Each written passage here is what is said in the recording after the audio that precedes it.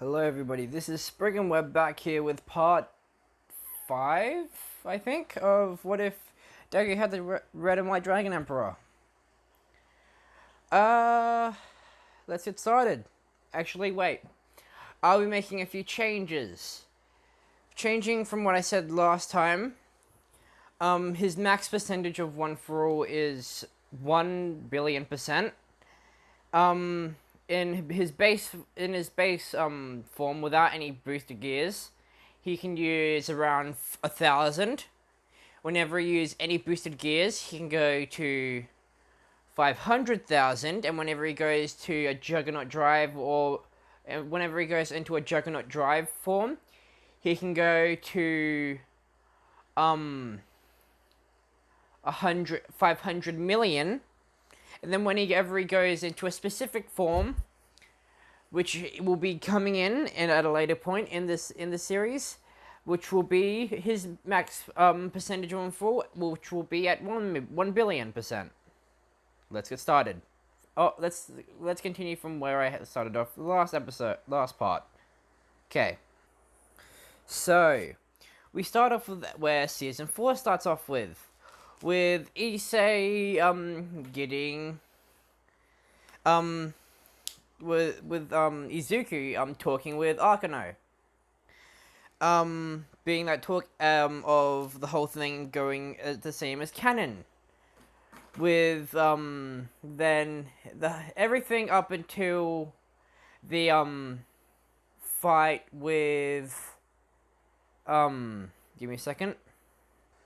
Up until the fight with Cyrus, with the whole thing with Koneko going the same. Yeah. So we get to the fight. Izuku is going into the fight thinking that he might as well use not his full power, but his newfound powers, which are Sukuna's and Meliodas' powers. So what happens is he summons Meliodas' full demon mark on his forehead, and his regular dragon mark turns into this, and with also all the symbols popping up on his body, with him ripping off his shirt, showing them, with also his nails extending and turning black. And his hair grows a little bit. Then what happens is he says that he's going to use a dragon that he hasn't used in a while. With him then bringing out this gauntlet on his right hand, and then saying balance break. Turning into this, with it going through the whole transformation.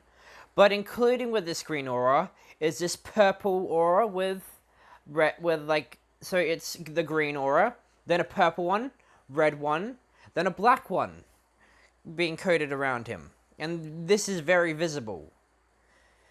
Now, the fight starts off with them charging at each other, with them both getting a good hit in. They both get punched in the face, and then Izuku puts a little bit more force in, knocking him back. Give me a second. With their fight, with then Cyrus getting moving so quickly that it looks like he's teleporting, but Izuku also uses his speed, uses the a much faster speed. With him then, with Cyrus standing still trying to spot Izuku, but then he starts using one for all.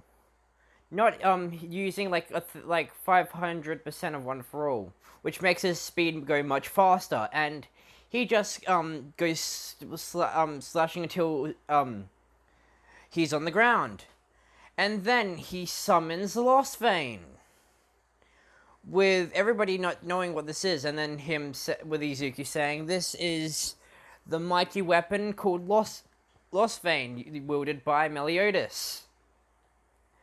And then what happens is he creates a double of himself, so them being two of these, with him then summoning a ball of energy, saying that he's been wanting to try this move out for a while since he's went through all of Meliodas' memories and Sukuna's memories. So he throws it at the other him, and they start yelling full counter at each other, ricocheting the energy ball back at each other until it grows in size up until it's say the size of like say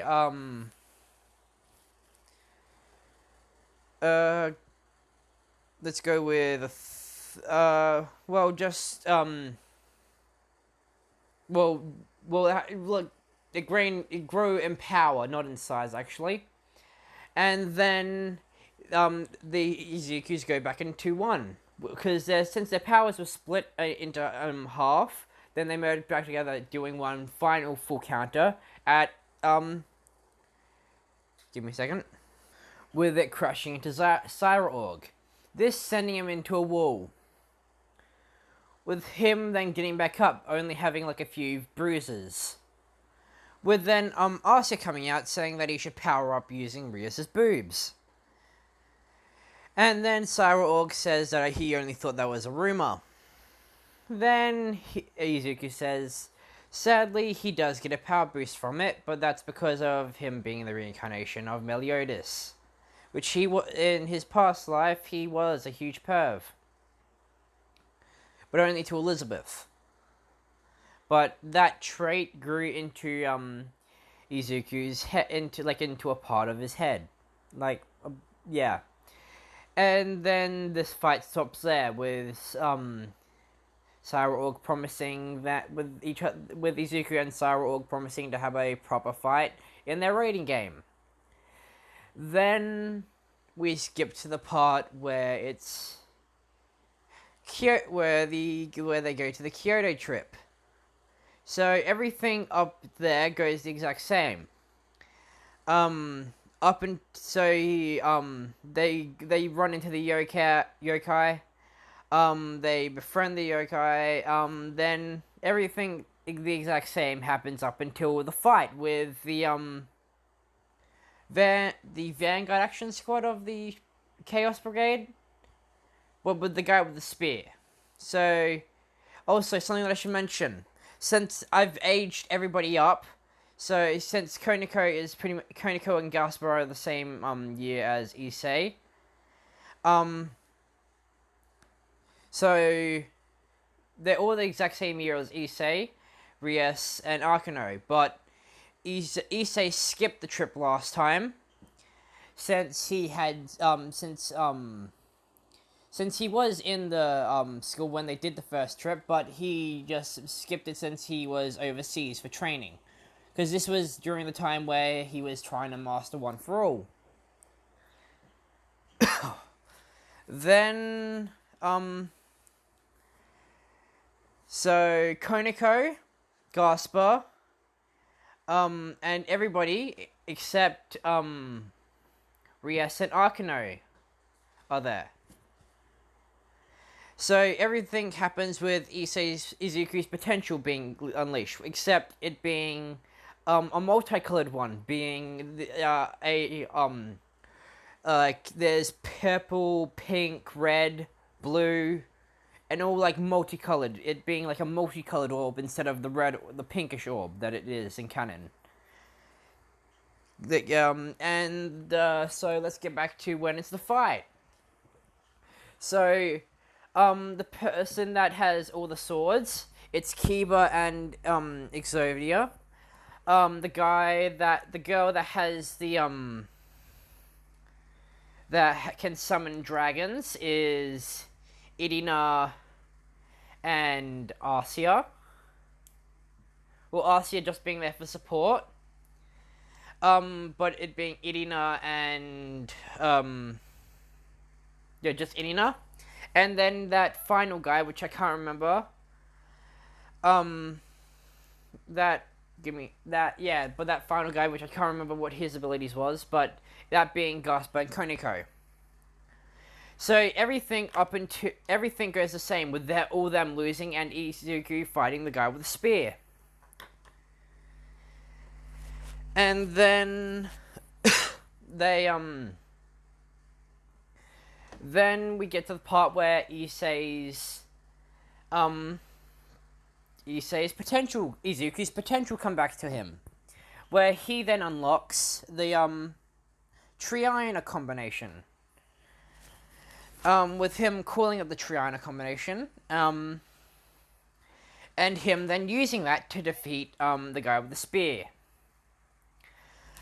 I know I'm rushing through this, but that's because I want to get this season over and done with, so I can start the My Hero Academia part, because I'm going to enjoy that part, because that's when I show one of his most strongest forms.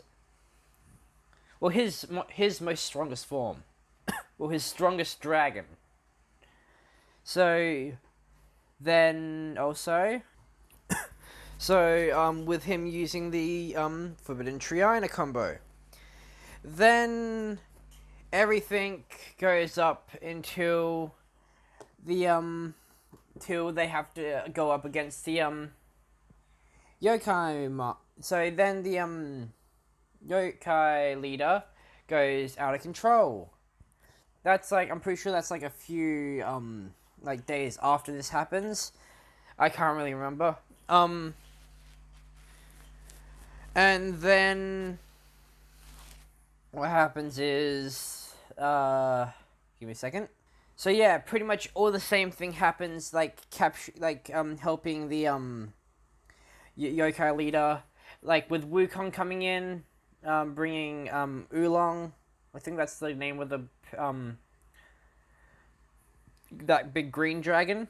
With him recognizing the green dragon emperor inside of Izuku. With him then going in, taking Izuku into the mindscape, with only seeing the two green dragon emperors.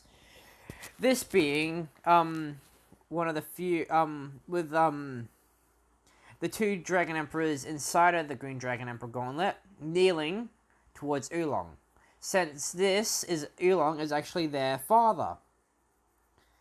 I'm just making this up as I go because I really can't remember what happened in season 4.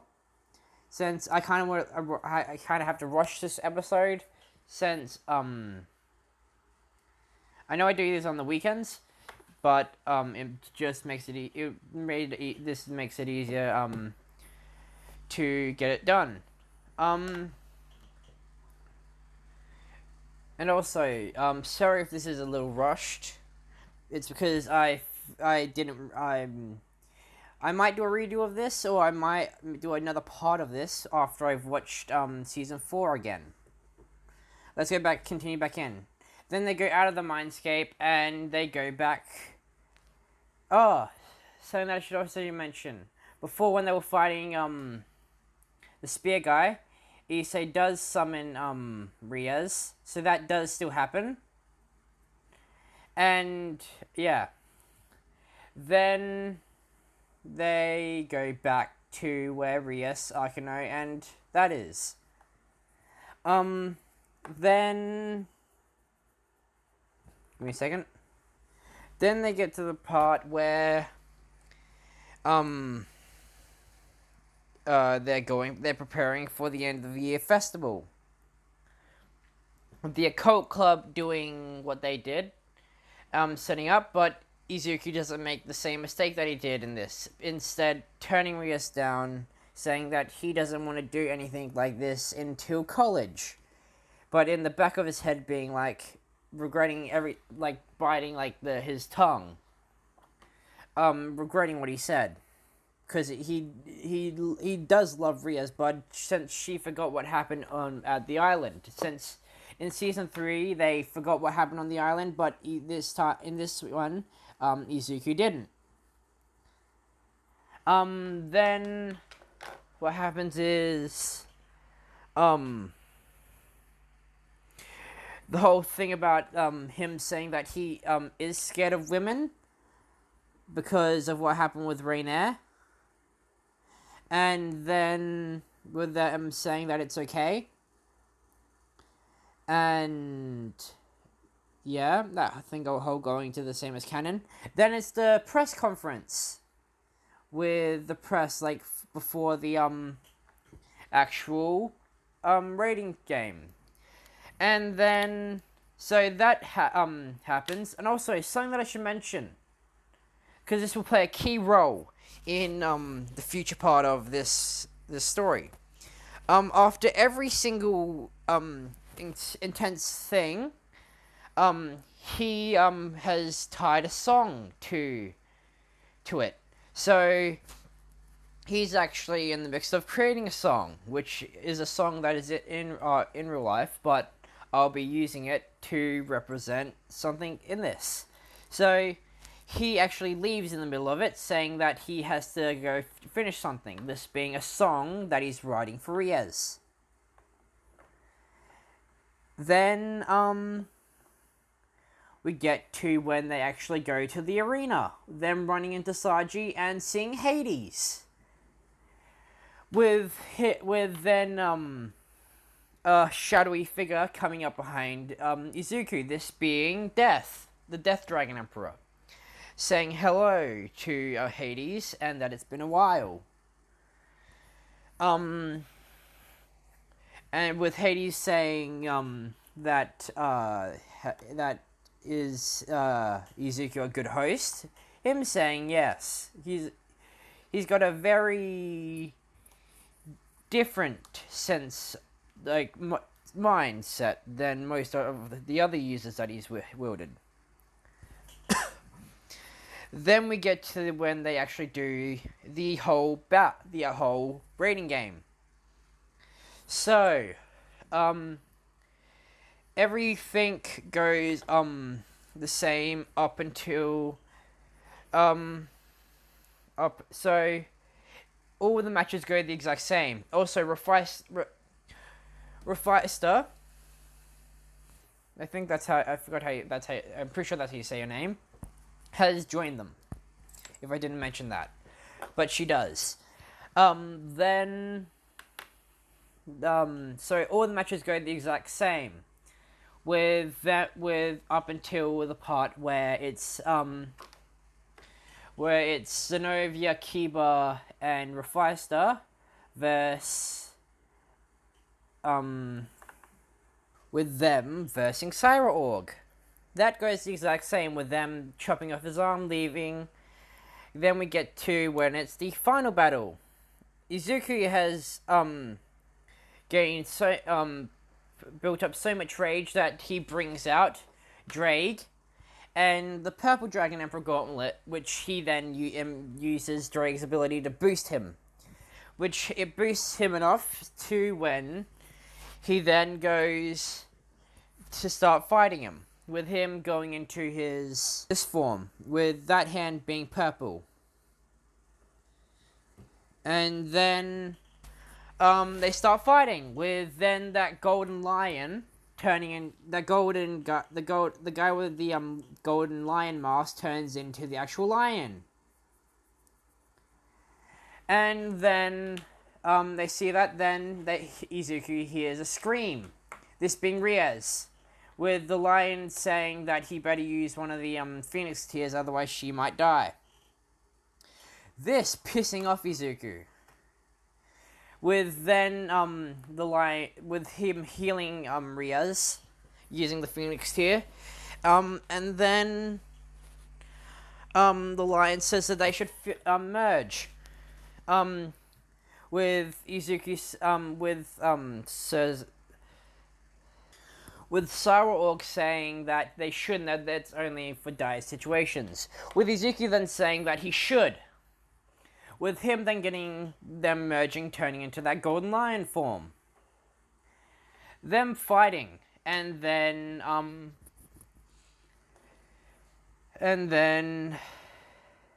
they start fighting. And with this causing Izuku to go into this form. With then he goes into his mindscape, saying that some of the curse from some of the rage is still left over, with this causing his eyes to go dark, this being the part of the curse from the Red Dragon Emperor. But then one of the Purple Dragon Emperor wielders come in, which relieves some of the curse, with him turning into, with him going from this to the Cardinal Crimson form, but with the wings being all multicolored, but him still retaining the red glow, with Azazel saying that he's achieved a Cardinal Crimson transformation, with him then announcing that he loves Rias Gremory, with Rias being shocked by this since she didn't expect that from him.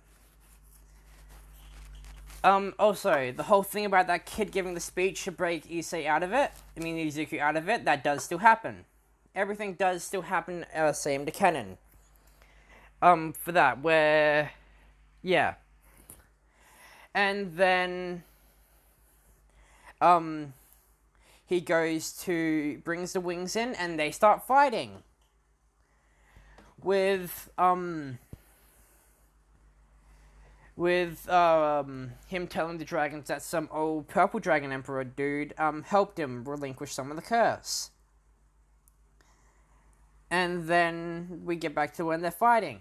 So pretty much it goes the exact same that it does in canon, with Sarah Org losing and Izuku winning. Then we get to the part where they have their chat in the losing quarter room thing, and they do have a talk. And then we get to the part where it's the school festival. With that going the same up until the moment where Izuku and Rias share that moment, with them talking about what happened in the arena, with Izuku saying that it's true that he does love her, and then he summons a guitar and brings out the other set of Sukuna's arms, and he plays give me a second. With him playing Stereo Heart by, well, these people.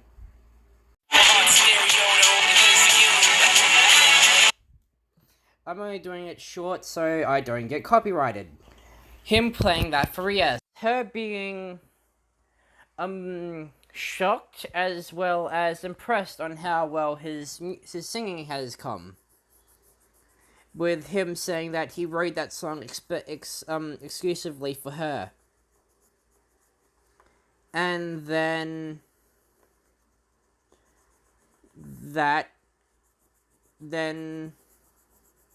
pretty much the occult rest of the club hearing the whole song and being impressed on how he's grown from him being all weak and shut off from everybody else to being one of the strongest members of the Occult Research Club. And with them then barging open the door, which then them barraging Izuku, saying that they didn't know that he could sing that well. With him then saying that it's one of his skills that he doesn't like to show people. That then Arkano is saying that he should write a song for her sometime. Him saying sure. With them, all the girls asking him to do the same, write a song about them. Just saying that this will most likely never happen. If it does, then it will happen.